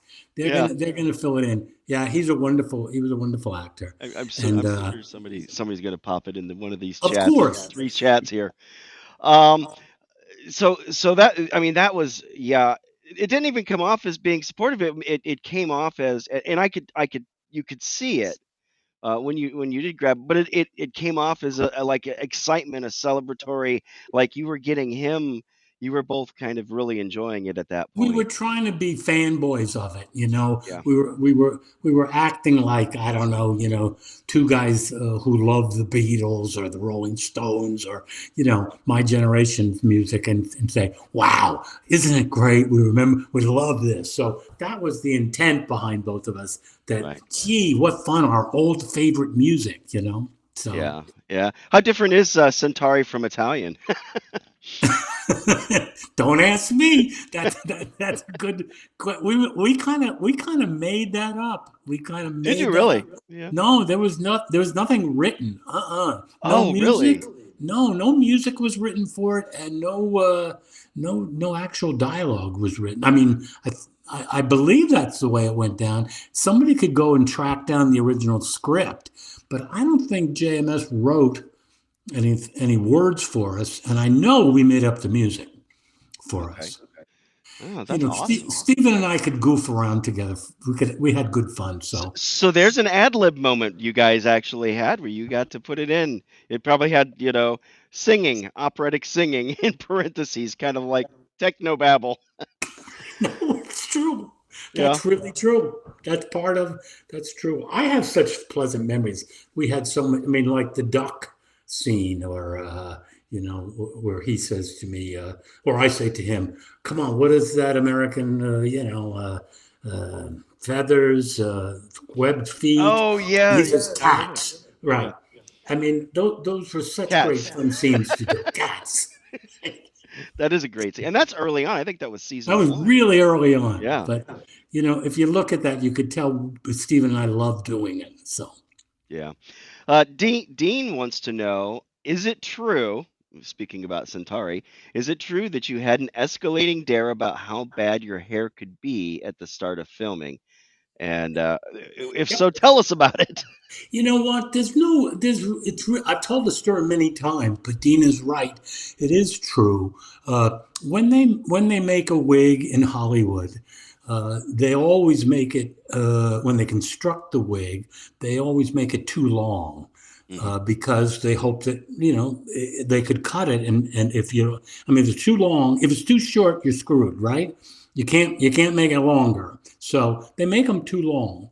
And when they first put the wig on me, those were the hardworking guys from that makeup group. Boy, they were great. They slept over and when we were doing the pilot, but they put the wig on, and it was really long, and I thought it looked funny, and the makeup people thought it was funny. So we thought JMS would find it funny. So we walked down the hall, and he was in his little trailer typing away like you always found him. And we said, "Hey, JMS, this was a joke. We thought this would be a good look for Londo, the really big hair, because the original sketch I had referenced to Al about the audition with Andreas, and he had sketches of all of our characters. And my character had very short little hair, kind of what Katarja, the emperor, wore, tiny little. Mm-hmm. And so we thought that would be funny. And he looked at it and he said, "No, that looks good. Leave it like that. That looks good, really long." And as I always told in convention, the joke was on me, right? I mean, I had to wear that hair for 5 years, but yeah, exactly. And the poor girls who had to do it, two wonderful UK hair artists, they would work on it and make it as perfect as they could, and then bring it in, and it was like a coronation on my head, the last thing of the day. But yeah, Dean has it right. We presented it to Joe as though it was a joke, and the joke was on us. Yeah. You made your bed, or hair in this case. There was a good question that popped up in the chat. It says, so what was it like for your character Londo to go from being the buffoonish diplomat, the guy who got stuck at the end of the galaxy, nobody wanted this position. In fact, that was just revealed in the episode last week that we watched. We kind of knew that to begin with, but it came out, and of course your counterpart Jakar discovered that, right? What was it like to go from that to being the dark Faustian villain? That was the best part, not the best part, but one of the initial things that I loved about the character from the very beginning. That turn, I mean, most of the time when you're on a television series, they hire you and you play basically that character. Mm-hmm. I mean, you're the good doctor from across town, or you're the evil police chief, and then you play that over and over and over, and the writers write for that story. The great thing about Babylon is that I started out, as you say, buffoonish, a drunk. He was stuck in a corner in life. That's what I always said I loved about him. He was at the, suicide was the next real option for him. Right. And he was trying to do that with booze anyway. Instead, what Joe had in store for it was that turn. And that's what made it great. It really was fun to play. I told you that he already knew that I had built a little bit of a reputation as being able to play comedy and drama sufficiently equal, or maybe it's like, I don't know. Some people would find all of the dramatic scenes comedic, but that's not my call. That's somebody else's. That's the critics. But so I was the right guy. He said, I saw recently, he said he was looking for a cross between Charles Lawton and Zero Mostel. And, both of those are, in my estimation, great. I could never aspire to be as good as Charles Lawton or Zero Mostel as an actor, but they were the same kind of actors. They could turn it both ways. Okay. So that turn was right up my alley. It was the best thing. Yeah, I mean, we've seen that arc, and even with the costume changes, I know some of the commentary JMS has done on some of the episodes, on the DVD box set. He talks about how you started off in one costume and then migrated over to, they started adding the red. Yeah. So your performance, I think you see his look at it, like what have I wrought, at certain points in time. The Faustian thing that you mentioned, that's right. And everybody was on the same page with JMS. He may not look like he was a tough guy, but he ran that show. He knew what he wanted that show to be. A couple of times that got compromised by the network, by money or whatever, or loss of actors and stuff. But the aforementioned Anne Bruce, the costume, he spent a lot of time with her. He never admitted, like I did, that he had a crush on her, but the two of them worked together a lot. They developed the costumes for people. They really did. They tried to make Londo's costume change and grow. Okay. I mean, he had those great cufflinks with eyeballs on them. Come on, those are so cool. Those look like they should have been in Clockwork Orange. or something. You know, they were great. Anyway. Yeah. Dave from Emperor's Choice Games, he's a buddy of mine. He asked me, what was your favorite moment in the story, in the whole story to play? What was your favorite moment? I don't know that I could nail one moment, you know. Again, getting an understanding of the character, some of the very earliest things I had to do in the pilot, the speech about with Garibaldi when I was the characters at the bar, and he talks about, you know, we've become an amusement park and all that. You know, when he was the drunk at the beginning, who was just horrified at what he had done to himself and what the Centauri had become. I loved playing that. I wasn't as facile, I wasn't as good maybe as I got after 3 seasons. I mean, there are all sorts of things I had to do. I can't, to pin one down, as they jokingly say, they are all my little children. You know, I couldn't find one. I had so many good moments. You know, the moment in you know, on the ship watching Centauri Prime getting. I shouldn't maybe say that. You know, it's a spoiler alert. It's okay. Yeah, I mean, that was a great moment. The scenes with Andreas, there were so many. We started at like two kids bickering, and then eventually our scenes got pretty heavy together. The scenes in the prisons and stuff. So.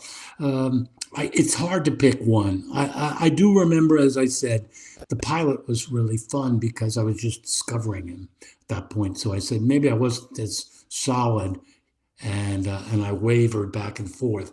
But those were really fun moments. That's a great question. But I love doing the pilot too.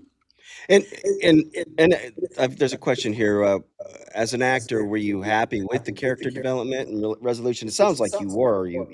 You like to see that completion. I was over the moon about it. As I said, the idea of signing on to 5 years or 7 years, how long the contracts were that didn't particularly, making the money every week was intriguing and great for me, and I loved that idea. Oh, yippee! We're going to make a good amount of money, and we're going to make it every week. That of course was great, but you know, if I had to play, as I said, you know, the good doctor on some series over and over and over, and that's all I got to do, or the whatever, like I said, the bad sheriff, it was not going to be fun. This was great because of that. Yeah, because of the changes. There was a whole completion on it. Yeah. Shadow and Sun asks, what did you do professionally after Babylon 5? And what was it like to know you were possibly the most popular character on the show? What was the second part of it? What did I do afterwards? What did you do? Yeah, what did you do professionally? Yeah. What was after Babylon 5? And the second part was, what was it like knowing you were one of the, if not the most popular character? First of all, it depends on who's watching, who would say who was the most popular. As I said, I loved doing the part when I was doing it. I was glad people liked the character. If they didn't, I didn't hear about it. You know, you're not in the theater where they throw fruit and boo. So, you know, I would just go home and make believe the people who didn't like what I did, I didn't have to worry about it. It was great. I liked the part. So that was it. In terms of what I did afterwards, I would refer you to my resume. But when I look it over, stuff like I'm looking at films now, The Longest Ride, Runaway Jury, 42, Arthur Newman, Little Red Wagon. There was a lot of stuff. In terms of TV, what did I do after? I think I did Sliders afterwards. That show, a sci-fi show. Yeah, that was after Babylon 5, or maybe during Babylon 5. I don't remember where Dear John was. I don't know if that was before Babylon 5 or after. But I'm looking at every year I was really lucky. I did network pilots all the time.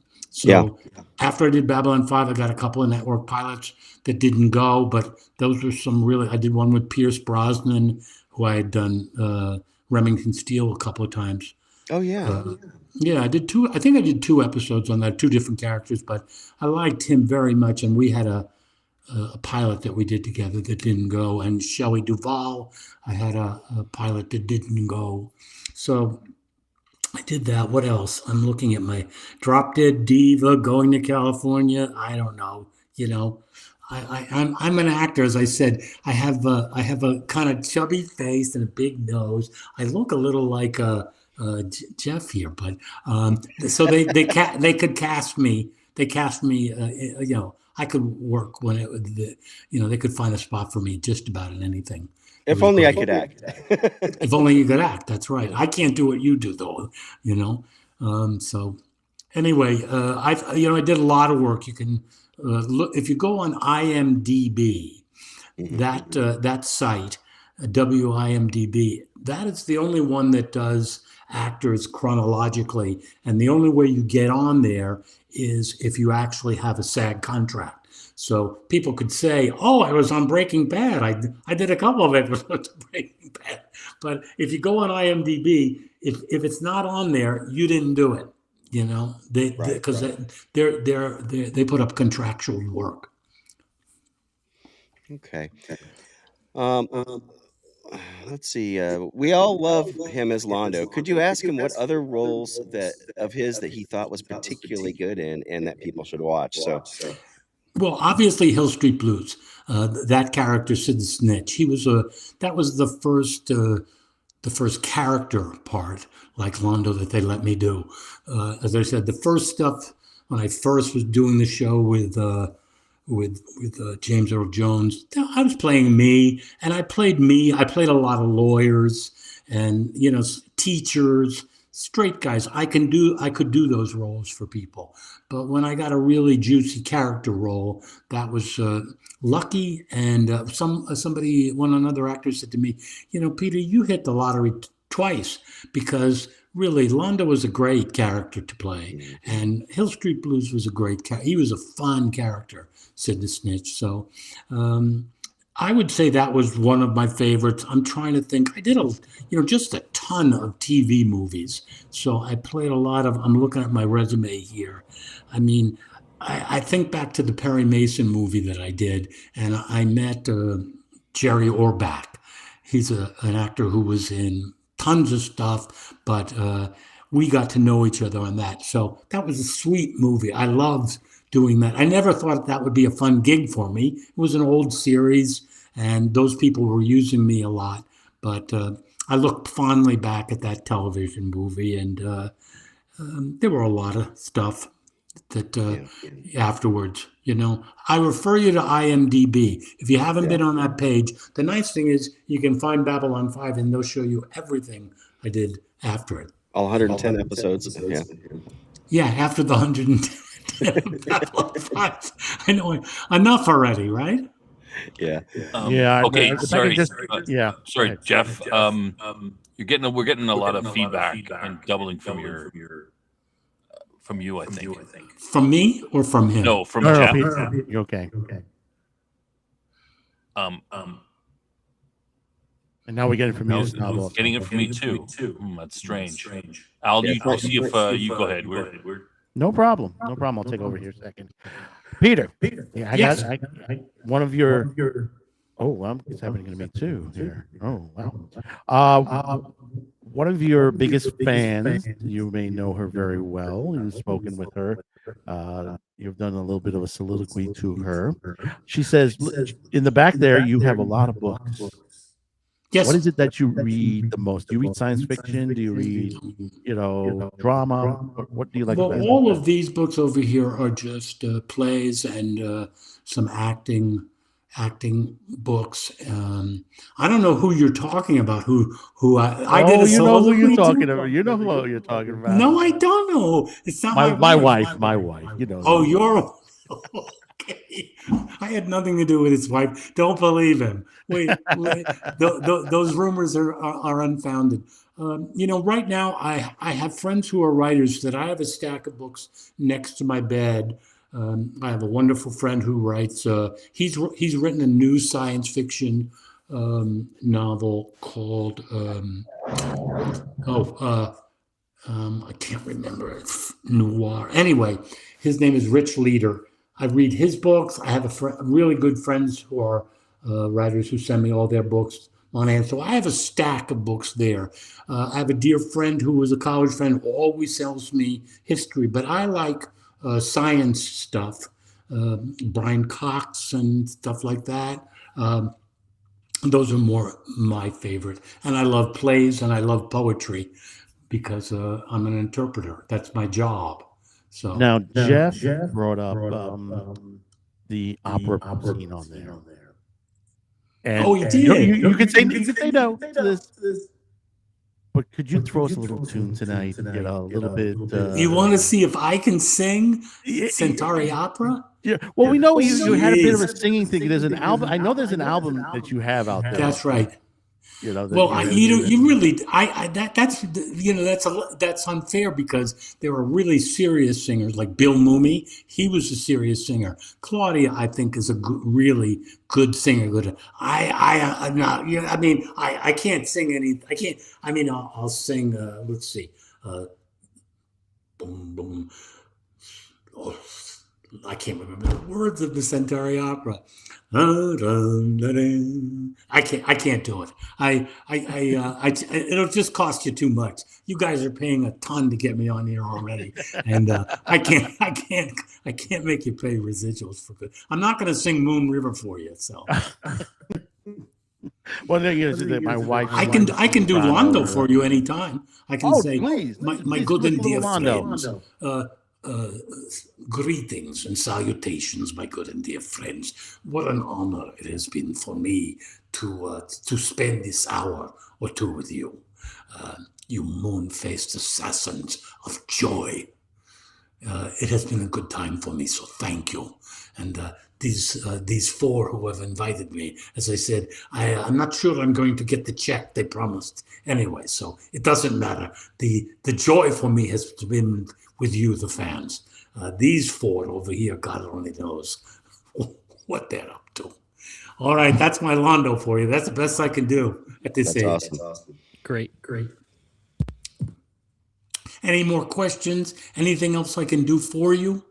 Anything you want me to talk about? Any other shows? Any of the people on the show want to hear inside dope on who they really were? Dirty little secrets I know from spending 5 years with these people.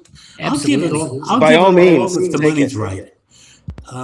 No, I would do serious about them, and I, they're all good people. I have no dirty little secrets, and if I did, I wouldn't tell them to you guys. You know what? I would love to hear anything you have to say about any of the cast, any recollections that are special to you, and then. Yeah, you know what? I always say this. What I said about Bruce. He was the perfect person to be the head of the cast. Michael O'Hare, that was a different situation, but he was an actor who had come from New York and had never really led a cast. It takes a special talent to not be a big egotist, but to lead well. And Bruce was a terrific person to be on top of the cast list. Bill Mumy is such a multi-talented guy. You go back to Lost in Space, and he's been doing it forever and ever. He produces, directs, writes, and then he has a serious musical catalog. And a really great guy. Loves his family. He's an old hippie. He's an old liberal. There's nothing not to like about Bill Mumy. He was great. Mira Furlan, who we lost, what can I say? She was, as I said, she was a star before she got to Babylon 5.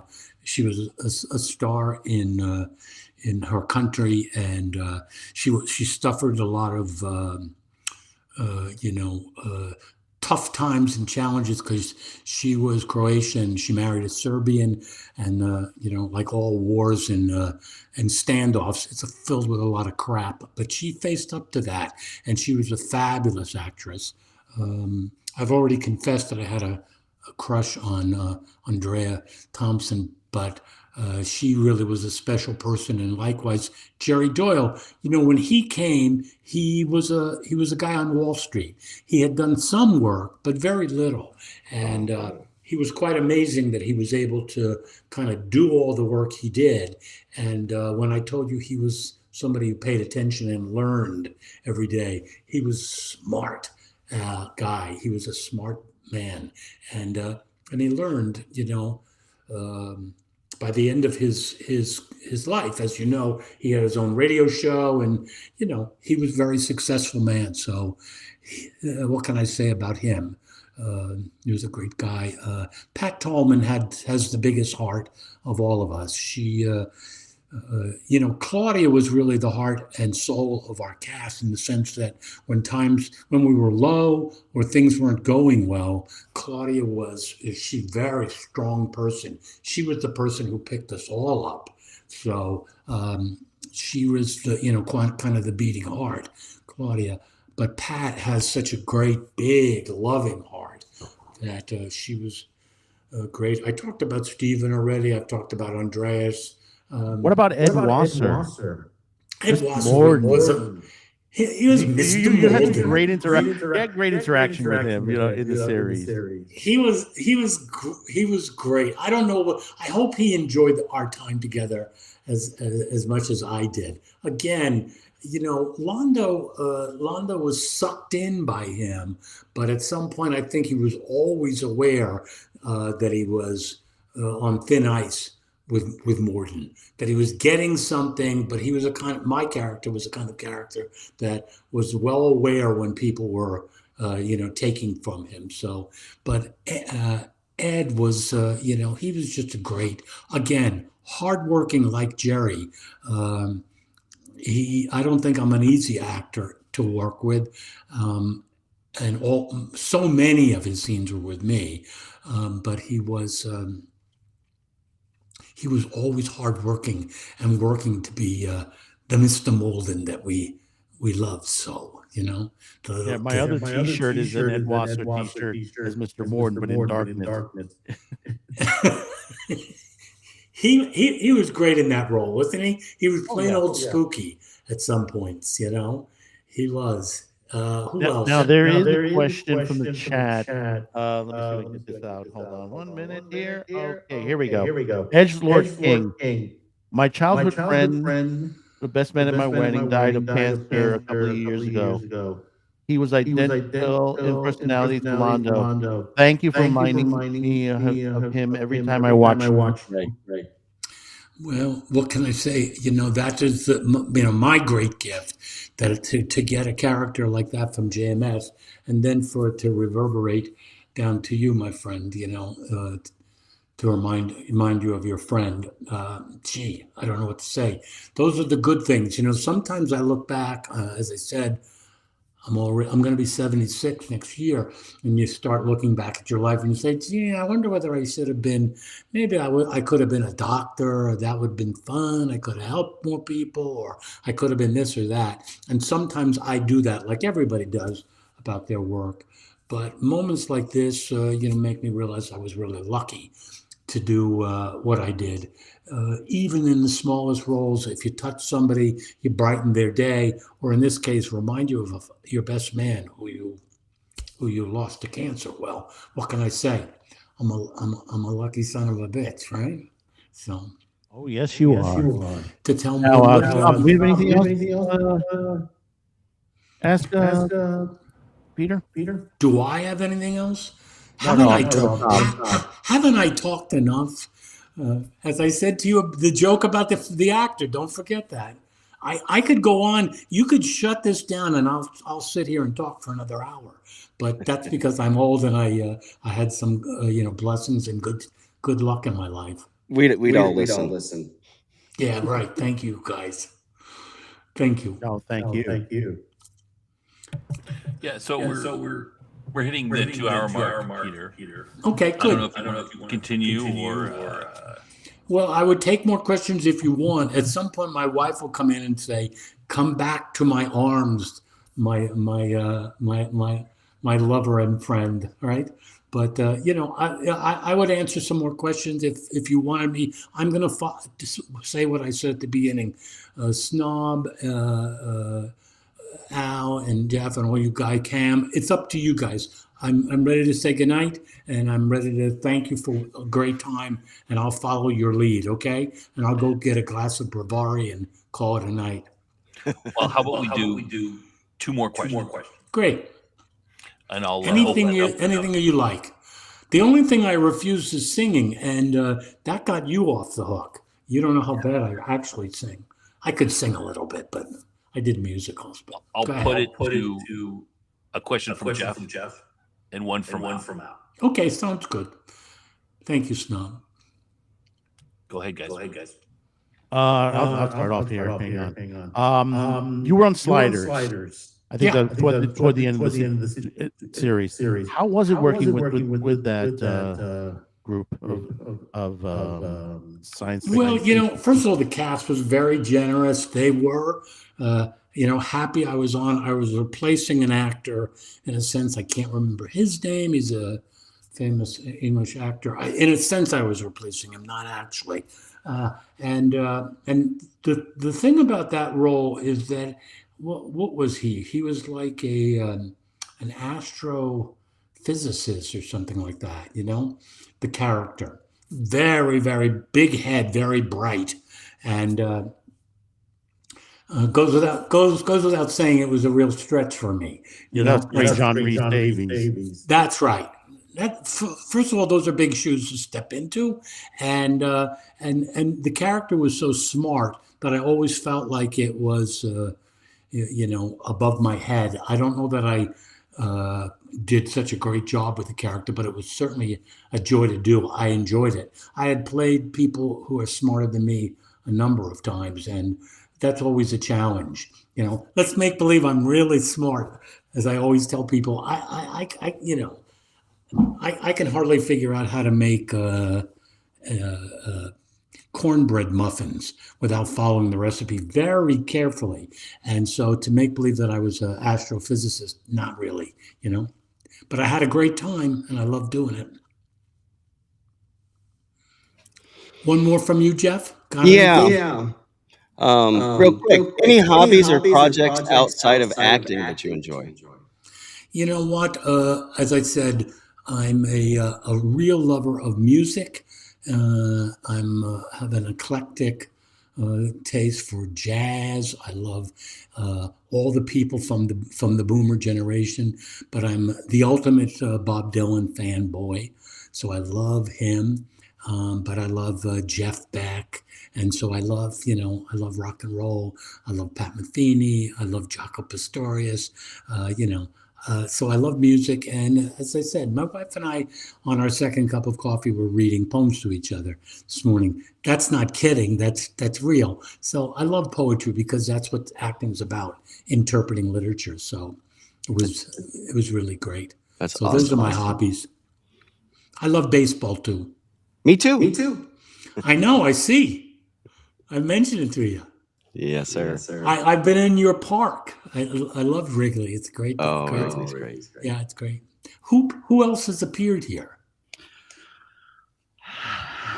The very much beleaguered Peter. I just wanted to jump in. My name is I'm editor over at sci-fi. I see. And I just wanted to come in. I'm not going to ask a bunch of questions because I'm stepping in at the end. But I do want to thank you for doing all of this and being a part of it. And giving us time tonight. Generous of you. Gracious of you. You didn't have to do it. It is much appreciated. And I appreciate so much you saying it. Thanks for saying that. I take it to heart. I was happy to do it. This is a great crew of people, despite the occasional Cub hat or Cub cap that I see. Yeah, exactly. But no, I like all four of these people a lot. So this is great for me to do. But I appreciate you saying it. Fun for me. Thanks. We're going to have to go see a baseball game sometime. I'd love it. Okay. All right, you guys. Well, let me know what lead me on. All right, Peter. Thank you. Thank you very much for coming on the show. Thank you for the nice words about it. It was my pleasure, and I always love to chat with the fans. So it was really nice to be invited. Thank you. And we greatly appreciated you being out here. Is there anything that you have coming out as an actor that you want to mention at all? No. As I said, I don't work anymore in my chosen profession. So I have a long list of things I have to do for my sweet wife. I'm retired and happy to be retired and enjoying that. So, huh? What did you say? Oh, you're looking to see? Are you still getting me, Al? We're having a bit of an echo on our end. Oh, good. Well, I have nothing. I have nothing coming out that you should be watching for or waiting for. I don't write books. If I write poetry, no one will see it.